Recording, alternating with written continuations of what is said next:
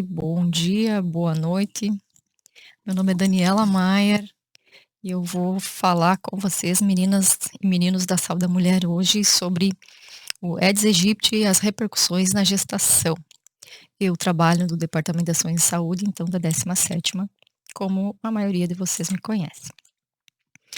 No Brasil, então, o Aedes aegypti é o responsável, perdão, pela circulação simultânea dos 4 sorotipos do vírus da dengue e dos vírus chikungunya e zika. Isso impõe, então, uma necessidade de nós enfermeiros, estarmos conhecendo cada vez mais essa doença, todas essas doenças, a fim de minimizar os danos que elas possam e estão ocasionando. Essa apresentação de hoje vai abordar essas arboviroses, mais especialmente o efeito na gestação, e a ênfase maior vai ser para a dengue, já que temos uma quantidade expressiva de casos ocorrendo na nossa regional. Chikungunya, então. A infecção pelo chikungunya vírus não modifica o curso da gravidez. Não há evidência de efeitos teratogênicos. Então, ao longo da gestação, se observa que pode ocorrer abortamento espontâneo, mas essa doença, o risco maior dela é em questão perinatal, quando o risco de transmissão vertical é de aproximadamente 50%. Então, se a gestante, no final da gestação, entra no período de viremia, o risco é muito, muito alto, né? 50%, convenhamos que é bastante alto. As complicações que podem ter, então, para esse neonato, são complicações neurológicas, mas também pode ser hemorrágicas e comprometimento do miocárdio. Mas enfim, de maneira geral, a sequela neurológica é a mais importante e o retardo no desenvolvimento psicomotor ou óbito é uma das coisas que podem decorrer então da infecção por chikungunya. A figura aqui que eu coloquei é porque essa doença, né, a principal causa dela é a dor, né, a dor articular.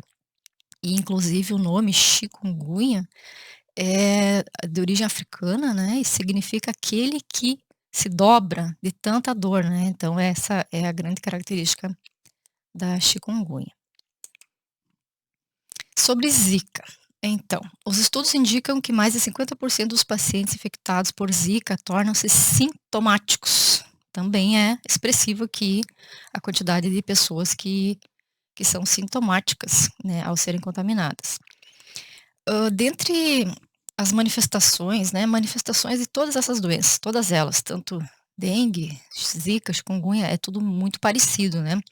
Mas, o que que difere aqui da zika, que a febre é baixa e, tem conjuntivite na maioria dos casos não purulenta, que é o não acontece então nas outras, né. E também prurido. Então, afora, os outros sintomas virais comum a todos, a conjuntivite é significativa, é importante, e o prurido também vai estar presente em praticamente todos os casos.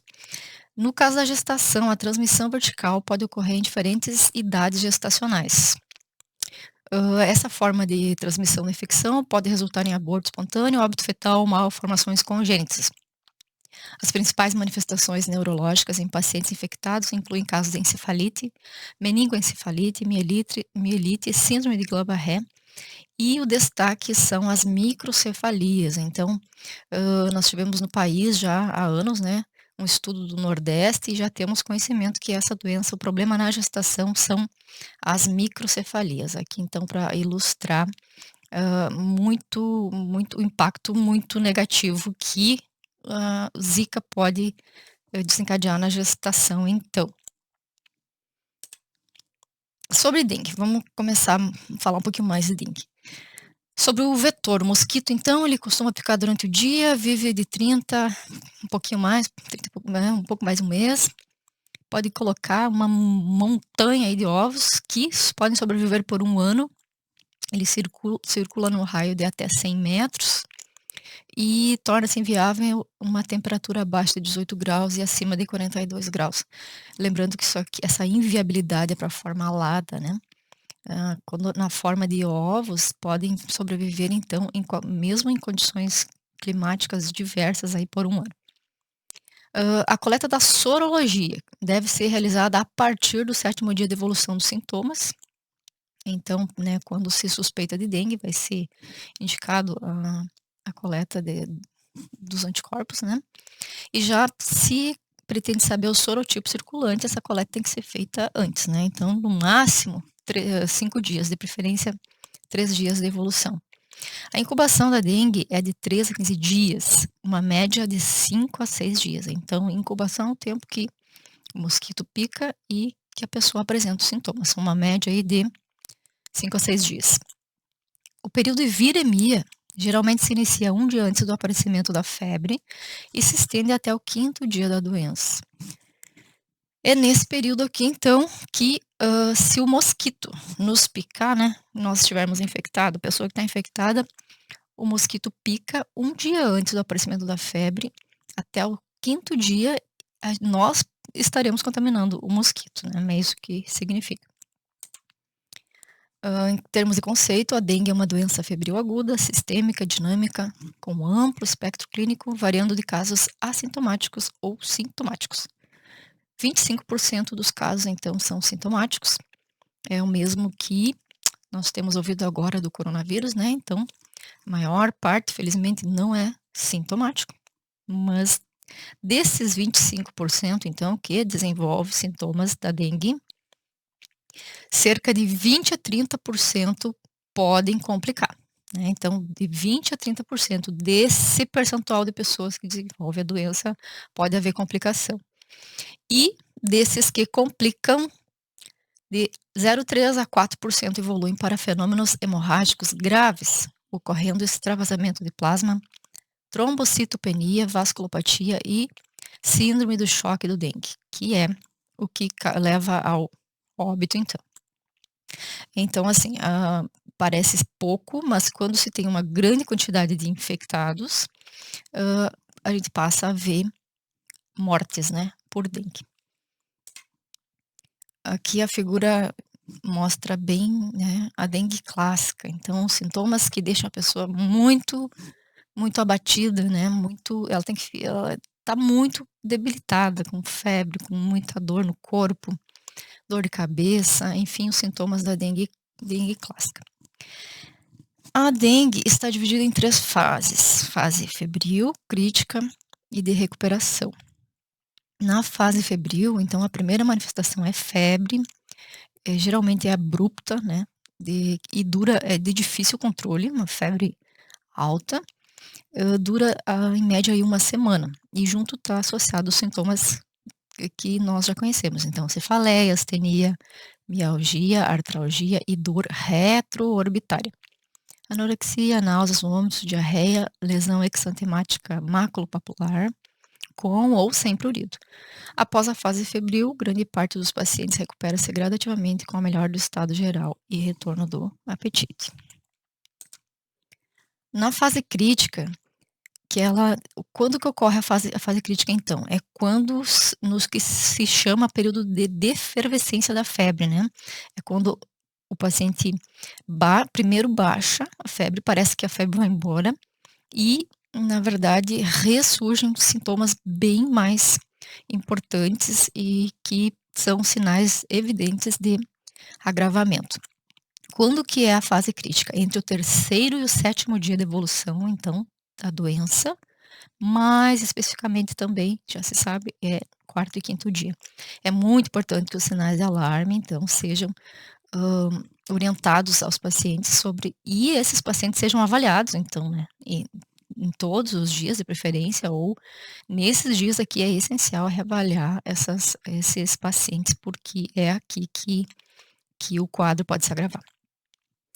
A maioria dos resultados, então, dos sinais de alarme, eles resultam do aumento da permeabilidade capilar. Esse aqui é o motivo que ocorre, a fisiopatologia, então, né, da ação do vírus no nosso corpo é isso. E é através dela que ocorre a piora clínica do paciente e a evolução para o choque, porque resulta em extravasamento do plasma, e se extravasa o plasma, pode ocorrer então a falência circulatória. Sem a identificação e o correto manejo nessa fase, alguns pacientes podem evoluir para as formas graves. E é isso que a gente não quer, né, nós queremos que não ocorra essa evolução, é importante identificação então desses sinais de alarme. Quais são os sinais de alarme? Dor abdominal intensa. Por quê? Porque há também, né, ocorreu o extravasamento do plasma, ocorre, derrame de líquido, né, cavitário, e o paciente vai ter dor abdominal intensa. O vômito também vai ser uma consequência até da própria dor abdominal, né, e desses líquidos no abdômen. Então, acúmulo de líquidos, que pode ser verificado pela ascite, derrame pleural, derrame pericárdico. Hipotensão postural ou lipotímia, lembrando que, lipotímia, tem uma pequena diferença de síncope, né, porque a lipotímia é aquele sintoma que a pessoa tem aquele mal-estar, fica sudoreica, a pressão cai e ela tem sensação de desmaio sem, no entanto, perder a consciência. E na síncope, né, é quando ela perde a consciência, essa é uma pequena diferença. Então, a pessoa tem todos esses sintomas, é uma sensação de desmaio. Letargia ou irritabilidade, então as crianças a gente pode observar mais isso aqui, né, mas a irritabilidade também pode ser importante. Uma hepatomegalia, sangramento de mucosa e o aumento progressivo do hematócrito. Mas assim, o que eu grifei aqui 3 sinais para nós ficarmos atentos e orientarmos os pacientes: a dor abdominal, a hipotensão, tem uma queda na pressão, geralmente uma pressão que começa a ficar convergente, né, e um aumento do hematócrito. No atendimento ao suspeito de dengue, é importante então estar sempre atento para 3 coisas, né, 3 é isso aqui que nós temos que ter conhecimento e estarmos atentos. A plaquetopenia, então plaquetas menor que 100.000 por milímetro, né, de cúbico de sangue. Hemoconcentração, que é um hematócrito 20% a mais que o basal, e a prova do laço positiva. Então, esses 3 elementos aqui são os nossos norteadores para estar identificando e poder interferir que não ocorra a evolução para o óbito, né. A fase da recuperação da dengue ocorre 24 a 48 horas depois da fase crítica, quando começa então a reabsorção do fluido que havia extravasado para o compartimento extravascular. E vem então a melhora geral do paciente. O tratamento da dengue é a partir do que ela causa, né, ela causa então uma desidratação muito, muito grande, né, imagina com extravasamento de plasma, imagina um hematócrito aí de 60%, né, como que vai ser essa circulação? Como que, né, o que que co como é óbvio que vai estar a perfusão tecidual vai estar seriamente afetada, então a hidratação é o que vai, garantir, a melhora do paciente, né. Não é claro que é importante então fazer os exames, fazer o acompanhamento de sinais enfim, mas o tratamento propriamente é a hidratação, né. Então juntamente com isso a evolução, da clínica, as questões hemodinâmicas e os parâmetros laboratoriais. Aqui eu coloquei os valores de referência do paciente para ser submetido à reidratação. Caso não se tenha um hemograma basal, podemos considerar esses aqui os valores de hematócrito que como necessidade de fazer a hidratação endovenosa, então que ela é bem bem rigorosa. Crianças até 2 anos, se tiverem um hematócrito maior ou igual a 38%, em mulheres um hematócrito maior que 40% e homens maior que 45%. Na gestação, mais propriamente então, o que que temos para falar sobre a gestação? A transmissão vertical é rara, então qual que é o problema na gestação? É pela manifestação clínica mesmo, né, quando agrava, evidentemente, se a gestante vai desenvolver um quadro mais severo, ela vai ter devido à clínica, vai interferir então gravemente na condição, para o feto, né. Então gestantes necessitam de observação rigorosa, independentemente da gravidade da doença. Em relação à mãe, os riscos da infecção estão principalmente relacionados ao aumento de sangramentos de origem obstétrica e às alterações fisiológicas da gravidez, que podem interferir nas manifestações clínicas da doença. Então é o que eu já tinha comentado antes.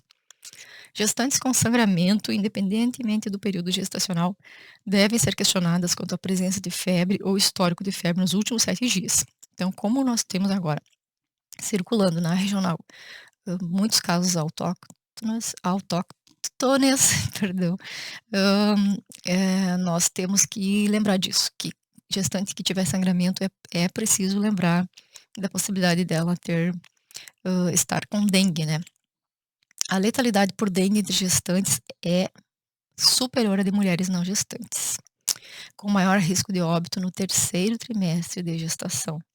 Gestantes com infecção sintomática têm risco aumentado para ocorrência de morte fetal e nascimento de prematuro, embora sem evidência de baixo peso ao nascer ou malformações congênitas. Então, todos os nossos municípios estão infestados pelo mosquito. Até a data de 16 de maio, temos 189 casos autóctones confirmados, 14 importados confirmados e outros 51 em investigação na nossa regional. Em consideração a isso, as ações de vigilância ambiental são essenciais, né, que sejam mantidas, reforçadas, e a necessidade de orientar a gestante todas quanto ao uso de repelentes.